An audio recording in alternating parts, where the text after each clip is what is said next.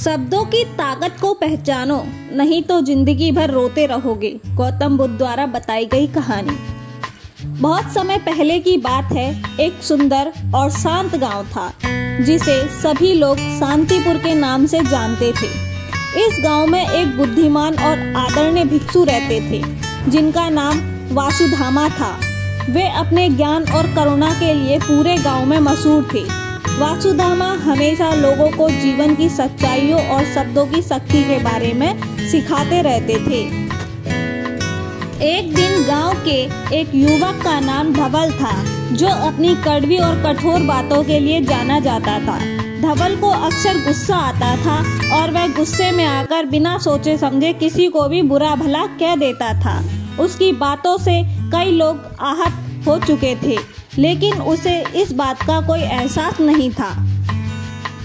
वासुधामा को इस बात का पता चला और उन्होंने धवल को अपने आश्रम में बुलाया।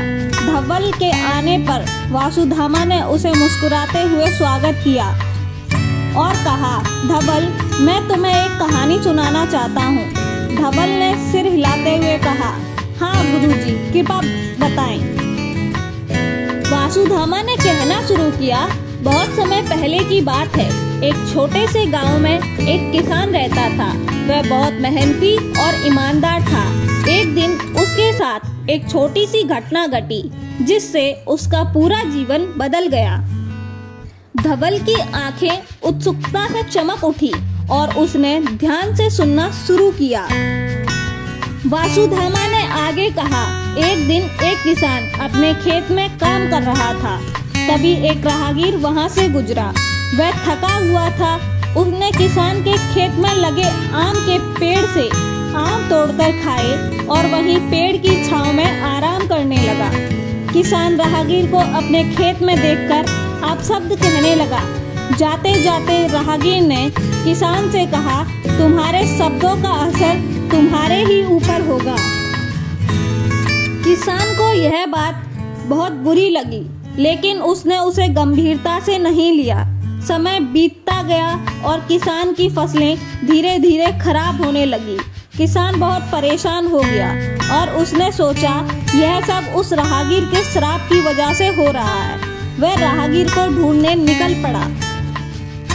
कई दिनों की यात्रा के बाद किसान ने उस राहगीर को ढूंढ निकाला और उससे माफी मांगने लगा। राहगीर ने मुस्कुराते हुए कहा, मेरा श्राप नहीं बल्कि तुम्हारे ही शब्द का असर है। तुम्हारे शब्दों में जो नकारात्मकता और क्रोध था, उसने तुम्हें चारों ओर से एक नए नकारात्मक ऊर्जा का निर्माण किया है जो तुम्हारे जीवन पर विपरीत प्रभाव डाल रही है। किसान को तब समझ में आया कि उसके शब्दों का कितना बड़ा प्रभाव हो सकता है। उसने राहगीर से माफी मांगी और अपने शब्दों को सोच समझकर बोलने का वचन दिया। धीरे धीरे उसकी फसलें फिर से अच्छी होने लगी और उसका जीवन सामान्य हो गया। धवल ने गहरी सांस ली और वासुधामा की ओर देखा। गुरुजी, आप क्या कहना चाहते हैं कि मेरे शब्दों का भी ऐसा प्रभाव हो सकता है? वासुधामा ने धैर्यपूर्वक कहा, हाँ धवल, तुम्हारे शब्दों की ताकत बहुत अधिक है। वे न केवल दूसरों को प्रभावित करते हैं बल्कि तुम्हारे अपने जीवन पर भी गहरा प्रभाव डालते हैं।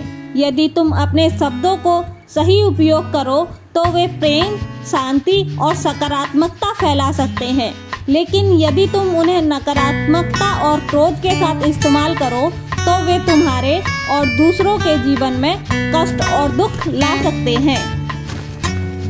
धवल ने सोचा और धीरे धीरे कहा, गुरुजी, मुझे समझ में आ गया है। मैं अपने शब्दों का सही उपयोग करने का प्रयास करूंगा।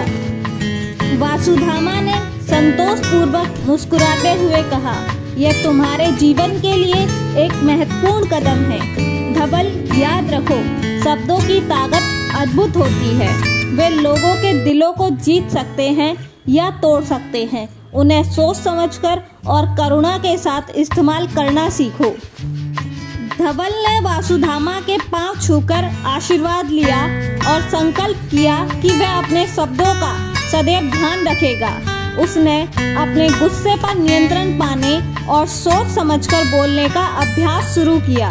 धीरे धीरे उसकी जिंदगी में बदलाव आने लगा।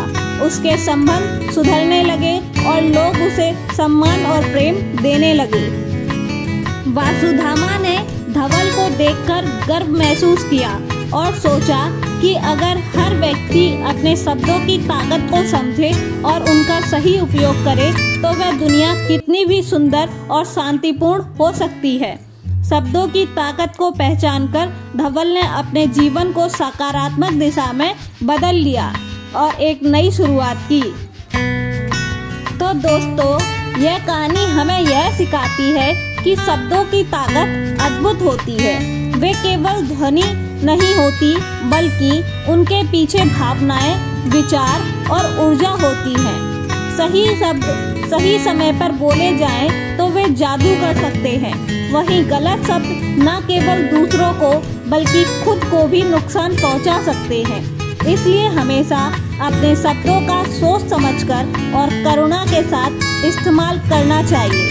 धन्यवाद दोस्तों। अगर आपको हमारी यह वीडियो पसंद आई हो तो इसे अपने दोस्तों के साथ शेयर करना ना भूलें और साथ ही हमारे चैनल को लाइक, शेयर, सब्सक्राइब अवश्य करें। धन्यवाद।